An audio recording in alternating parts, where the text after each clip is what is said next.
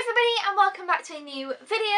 Today is going to be a thoughts on films video and I'm going to be talking about 10 films in today's video, and hopefully if all's gone well today I also uploaded another thoughts on films video which was a bunch of 5. I wanted to split them up because I usually do them in 5s or 10s, so I didn't really want to do a batch of 15, so if you want to go ahead and check that video out as well, then that should be uploaded earlier today. I'm really excited about this batch of films because it's very Studio Ghibli heavy and I'm really excited about that. So the first one I have here is Laputa, Castle in the Sky.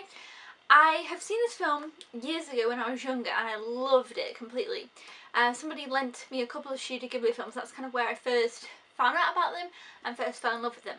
And then over the years I've been kind of collecting them up, and I felt like I kept picking ones up that I hadn't seen because I was really interested in seeing them, and I never picked up this one.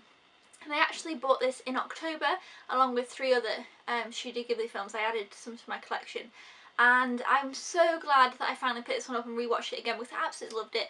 It was one of my favourites. I've always known it was kind of one of my favourites, but this just really confirmed it. I gave this 5 stars. It's a beautiful story and I'm hoping soon to do my top 5 or top 10 Studio Ghibli films. So let me know in the comments below if you'd enjoy to see that because I do kind of have a list of which ones I want where, but this is definitely up there. If you haven't seen this one, definitely check it out. If you haven't seen any Studio Ghibli, I think this would be a great place to start. It's just a beautiful story about this little girl who meets this little boy, and the boy's father had seen this castle in the sky and had taken a picture of it, and this little boy is now kind of set on finding the castle, and the little girl kind of goes on the adventure with him, and just lots of fun, amazing stuff happens. Yeah, I love this one. 5 stars, but yeah, this was a rewatch. The next one I watched I hadn't seen before, and it's from Up on Poppy Hill. This is kind of a more recent Studio Ghibli film and I enjoyed it. I gave it 4.5 stars. I think this is definitely different. It's kind of a romance and it kind of takes some twists and turns which become interesting. I was like, okay, I don't know where this is going now, but I really did enjoy it. It was very relaxing.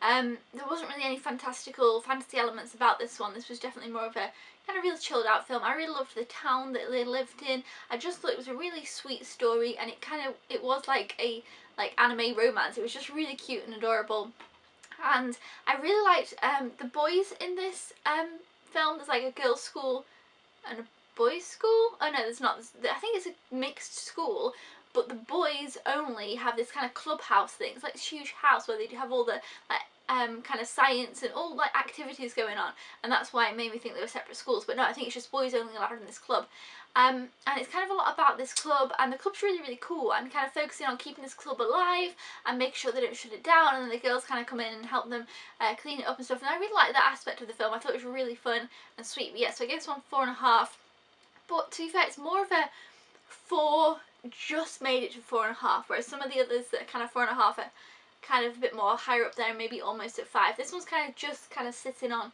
4.5. So yeah, it's from Up on Poppy Hill. The next one I watched I also hadn't seen, and that's Nausicaa of the Valley of the Wind. This was very different, and this is quite an older Studio Ghibli film. This is from the 80s, and you could kind of tell, but it definitely still looked beautiful and visually stunning. And this one was really weird. It's about this girl who really wants to protect these creatures that are in the forest that everyone kind of is scared of, and it's kind of got some kind of sci-fi elements, and I thought it was quite different and really cool. It kind of had that Studio Ghibli often has like protecting nature and protecting those type of things, those themes run out, and this one definitely had that, and I gave this one 4.5 stars as well. I thought it was really interesting. I definitely can't wait to rewatch this one. I loved the main character. She was such a great main female character. Like, if you really like strong female characters, she was a really fantastic one. So yeah, really enjoyed this one as well. I feel like you can't go wrong really with Studio Ghibli. There's not really any. There's one that I'm not 100% on, and there's one that I just thought was okay but I enjoyed, but bar that I've always really loved them all. So yeah, that's that one. Okay, the next one I hadn't seen. I kind of thought that I had, and I'm pretty sure I hadn't, but again, I might have done when I was younger, but I don't think that I did, and I don't know why. And this is one of people's favourites, so I kind of then felt like I'd been putting it off because you know, when a film's really popular and people really love it, I feel like there's like a pressure, not a pressure, but I feel like it has a lot to live up to. Anyway, it was Princess Mononoke, and this film was beautiful. It was everything everybody said that it was. I loved it. I'm looking forward to rewatching this one. I gave this one 4.5, but of all the 3 4.5s that I've just told you about, this is the highest one. This one would almost be a 5, and I can't remember now why I didn't give it a 5. It's a beautiful story, and I absolutely loved these little forest, I don't know what they're like, little forest spirits. I loved them. I loved the story. Again, it's very much about kind of protecting the forest, protecting nature, and kind of that kind of theme, similar with Nausicaa, but in a kind of very different way.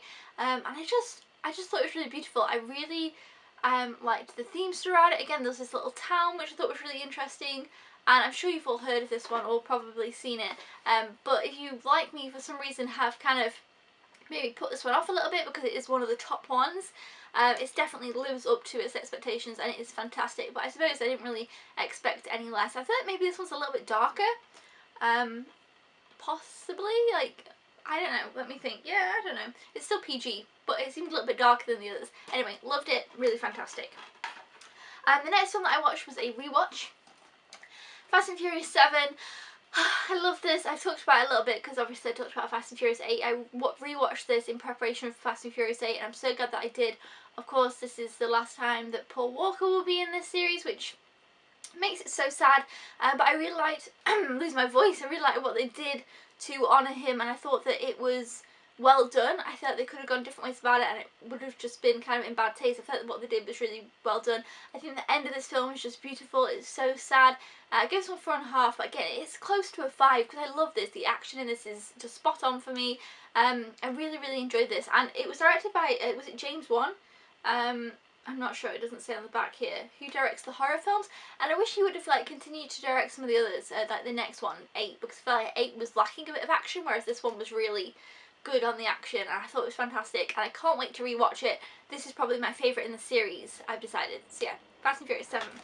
The next one that I rewatched was Me Before You, and I really enjoyed this. Now, it's weird because when I first watched this film, I didn't like it too much because I thought it was, I don't know, you can't discuss this film without ruining it, so I can't really tell you what I didn't like about it. But the ending, I wasn't sure on. However, I really like Louisa Clarke as a character. I think she's fantastic, and her character made me really like Emilia Clarke, the actress. Kind of funny they have the same last name in this film. And the reason why the first time I watched this film, I saw the castle, which the boy here lives kind of, I think his family owns the castle, live by the castle. And I was like, wow, I want to go to that castle. Like, I just fell in love with this castle. I thought it was amazing. We looked up where the castle was, and the castle is in Pembroke, and it's Pembroke Castle. And that's kind of like 4 to 5 hours away from me. So it's quite far away, this castle. And I was like, oh, well, you know, you can't just go for a day. But, you know, I thought, well, one day I'll go. And obviously I watched this in 2016, so last year. And this year, when we were looking at kind of booking a lodge holiday, Josh found one in Pembroke and was like, we should go to Pembroke, we can go to the castle. And I was so happy because I never even thought about it. And so we went to the castle in October, and when I got back about a week after, I rewatched this to kind of see the castle and all the parts, and it's got a lot of Pembroke town in there, and I loved spotting, oh, we went in that shop, or we walked down that street, okay, that's what's down there, oh, look, there's where we parked our car. Like, I could literally see where I'd parked my car, and I was like, oh, we walked down there to take a picture of the castle, and obviously you see inside the castle, and it was just spot on. It looked fantastic, and it was so much fun to kind of visit the film in that way this time. I gave this, I've forgotten, I'm gonna have to look, I don't know, 4, 4.5, 4. I'm pretty sure. I don't know, but the castle part was just wonderful. Let me have a look. 4. Yeah, I gave this 4. I thought I did, but I really couldn't have told you them. Yeah, so beautiful scenery in this film, and it's a nice romantic story. I think it's definitely a 4. I do like the film. I think the music's fantastic, and I really like the characters. There's just some things that I'm like, but there's some parts of this film that I really like and are really cute. But you know, again, I feel like if you've seen the film, you'll know what I mean. The next one I watched is Mental, and this has Toni Collette, and I love Toni Collette. I think she's fantastic. This is an Australian film, I believe. It's set with an Australian family, set in Australia, so I presume. So this was really funny and weird. We watched this on a Sunday morning, and I gave this one 4 stars. I really enjoyed it. It was just kind of odd. It's about these 6. Is it 6? 1, 2, 3. 1, 2, 3, 4, 5. 5 or 6 girls whose father is always working, and he's kind of running for mayor, I think, or something. So the mother gets put into a mental hospital to kind of like, you know, just kind of deal with stuff and things. She's, you know, the kids still visit her and everything. And the dad obviously hasn't been, he's like always unaround, not a word. He's always not around. And so he doesn't know what to do with these girls. And he sees Toni Collette walking down the street and he decides to hire her to look after his kids, even though he doesn't know her. But it ends up being really funny and fantastic. Toni Collette's character is really great. I loved kind of the end of this film and kind of the message that it left. I thought it was really interesting. And yeah, so really it was weird. It's definitely a weird film. If you don't like weird films, you won't like it. But if you do like weird stuff, this is a really interesting one. So I gave that one 4 stars. I can't remember if I said. The next one I had is, oh no. The next one is one that I've already gotten rid of. Like, I unhauled it and I was like, wait, where is that film? And I was like, oh yeah, I unhauled it. And it was Next with Nicolas Cage. I talked about this in one of my What Got Watched shelf videos, so I won't really go into it too much here. I thought it was an enjoyable film. I gave it 3 stars. I've watched films since I've given 3 stars and probably not enjoyed as much as this one. I thought it was interesting. I thought it's about this guy who can kind of see a few minutes into the future.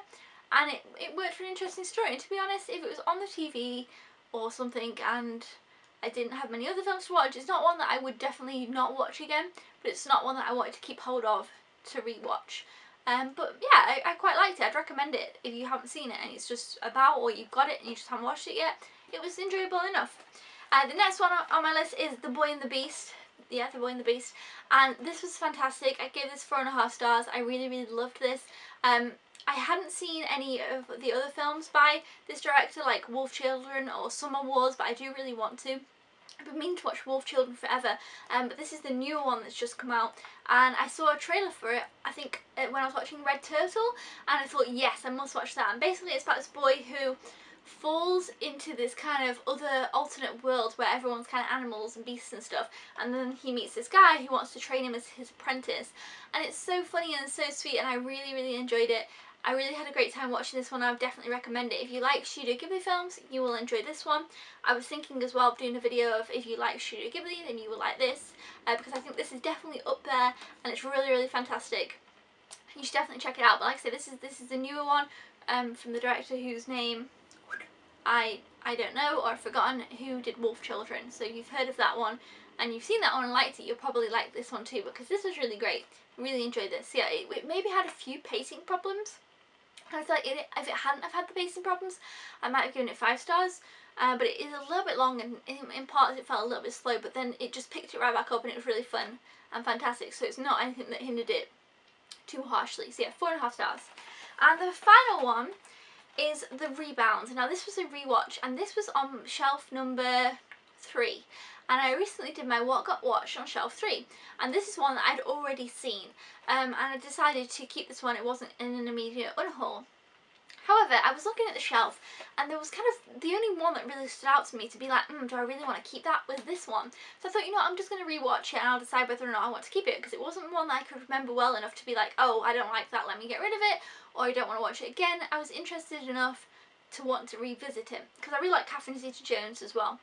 And unfortunately, I gave this one 3 stars. I thought it was okay, but it's definitely one that I'm now going to be unhauling, so this is the last time you will see this one. Like I say, I've already filmed that shelf, I already did my unhaul and all that, and this one didn't catch in the unhaul there, but it's going to be unhauled after this video. I thought Catherine Zeta-Jones was okay, but it definitely wasn't her best. If I was interested to watch a film with her, there's definitely other ones that I'd pick way over this one. Basically it's about this woman who has 2 kids and she gets a divorce from her husband, and she moves out of the suburbs to move into New York City. And at this point I thought, oh, I'd forgotten about that bit, because it's been years since I'd seen this film, and I thought, oh, I'm going to enjoy this now, but New York didn't really play much into the film, so I didn't kind of get any extra enjoyment from there. So yeah, so she moves into an apartment in New York City, and she's kind of, you know, finding her way and finding a job and, you know, things like that. And then she finds a babysitter who's this guy who works in a coffee shop kind of under their apartment, kind of around there, to babysit her 2 kids when she's at work and stuff. And, you know, people are kind of making fun of him because he's in his mid-20s, and, you know, people are like, oh, you a nanny, like, what is this, you know. But it's kind of interesting actually, his view on the whole thing. He's quite a funny character. I did quite like him, as the babysitter. But then of course, as you can tell, the two of them kind of form this relationship and this thing between them. I just kind of could never get on board. Like, I never got any chemistry from the two of them. I really liked him as a character separately. I thought she was quite an interesting character. I liked that she kind of became a bit more of a strong female character. With the work that she wanted to do was really interesting. I really liked her and her job kind of thing. I thought the two kids were quite funny, but nothing was too good enough to want to watch this one again. So I'll be unholding this one, and yes, I'm really glad that I finally watched that one off that shelf. So sometimes with the shelves, you might see a film that you think might not be very good, and that would probably just, and I keep it, that might just mean that in the future I'm going to watch it again and then decide whether or not it's going to stay or go. But obviously I can't watch everything all at one time when I'm working on just the shelf, but I am kind of now going back through and being like, okay, is there anything that I still am not sure about? Because I do want to really have things on my shelf now that I'm really excited about, and that just wasn't one of them. So yeah, that's my thoughts on films video. Thumbs up if you enjoyed this, and thank you so much for watching. Let me know if you'd like to see more of these, and until then I will see you guys then. Thanks for watching, goodbye!